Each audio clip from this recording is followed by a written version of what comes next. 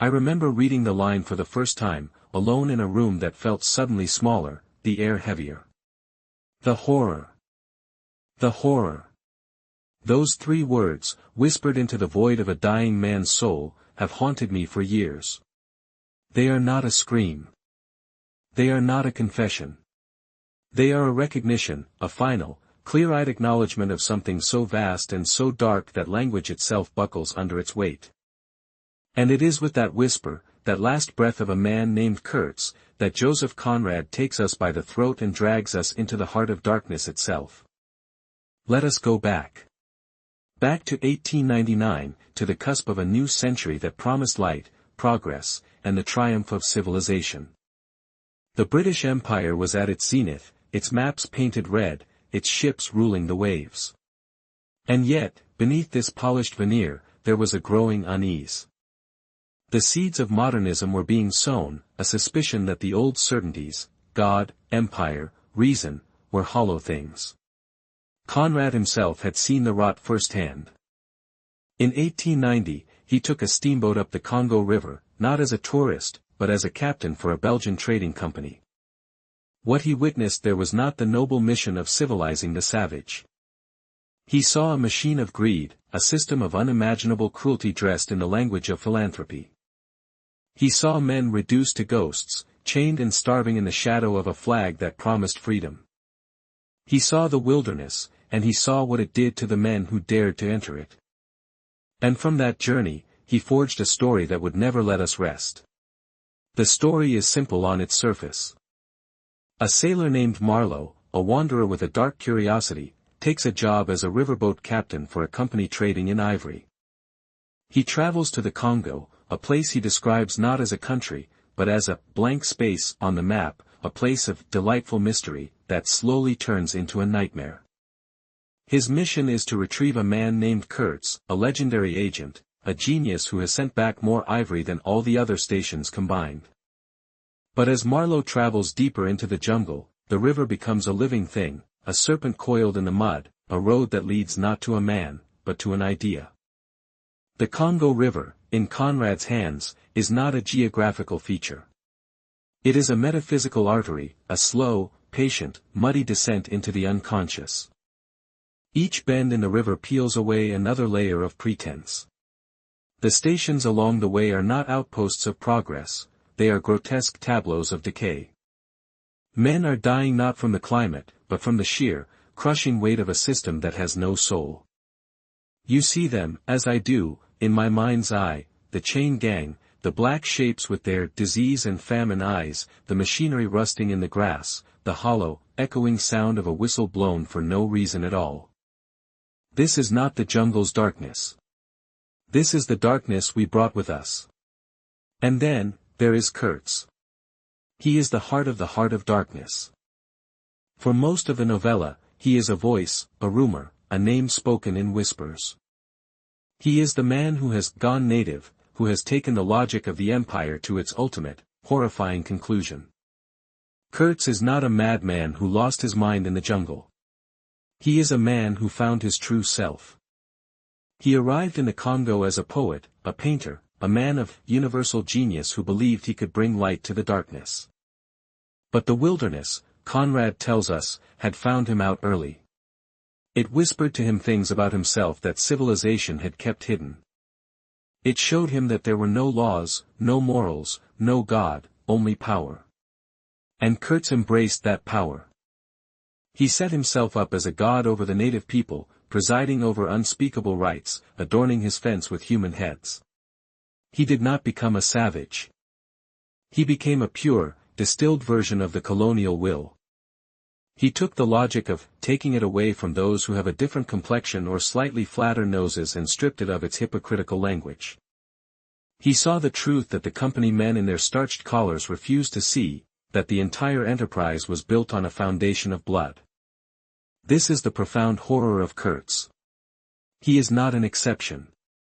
He is the logical endpoint. He is what happens when a man is given absolute power over other human beings, with no accountability, no restraint, no civilization to remind him of his own humanity. The jungle does not corrupt him. It reveals him. And when he finally speaks, when he looks into the abyss of his own life, he does not say, "I am sorry." He does not say, "I was wrong." He says, "The horror. The horror." What is that horror? Is it the faces of the dead? Is it the emptiness of his own soul? Is it the realization that the grand ideals he came with were always just a mask for a primal, insatiable hunger? I believe it is all of that, and more. It is the horror of seeing the universe as it truly is, a place of profound, meaningless darkness, where your own heart beats in perfect, terrible sync with the jungle around you. Conrad's great, dark thesis is that civilization is a lie. It is a thin, brittle shell we build over the volcano of our own nature. Morality is not a universal truth, it is a convenience, a social contract we keep only as long as the police are watching. Take a man out of his drawing room, away from his newspapers and his tea parties, and put him in the heart of the wilderness, far from the eyes of the law, and what happens? The shell cracks. The darkness seeps in. And you find that the line between the civilized man and the savage is not a wall, but a whisper. Marlowe understands this. He is the man who comes back, but he is never the same. He lies to Kurtz's intended, telling her that Kurtz's last words were her name. He cannot bear to shatter her illusion. He protects the lie. Because the truth, that her beloved died whispering of horror, is too terrible for the world to bear. We must have our stories. We must believe that there is meaning, that there is goodness. But Conrad forces us to look at the man who knows the truth, and who chooses to hide it.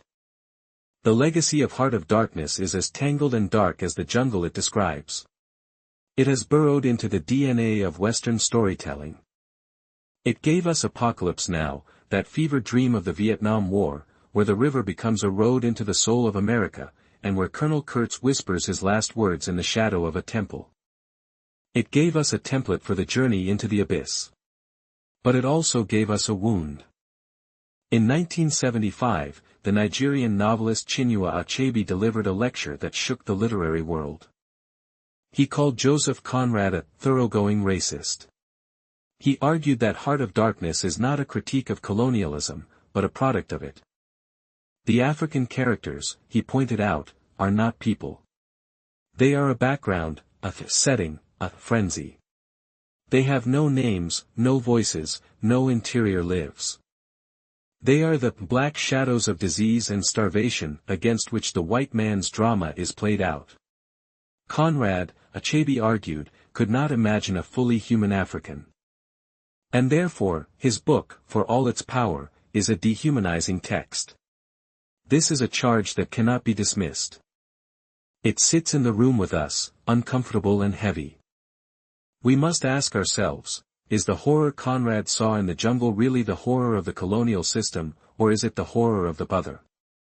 The book remains debated because it refuses to be simple. It is a masterpiece and a problem. It is a mirror that shows us our own darkness, but it is a mirror that is also cracked. So what does this novella say to us, here, in our own time of fragile certainties? It says that power is a poison. It says that the stories we tell ourselves about our own goodness are the most dangerous fictions of all. It says that every empire, every system, every corporation that speaks of civilizing, or modernizing, or saving, is, at its heart, a machine for taking. It asks us to look at the quiet complicity of our own lives. When we buy the product, when we vote for the policy, when we look away from the suffering that fuels our comfort, are we not also journeying up that river?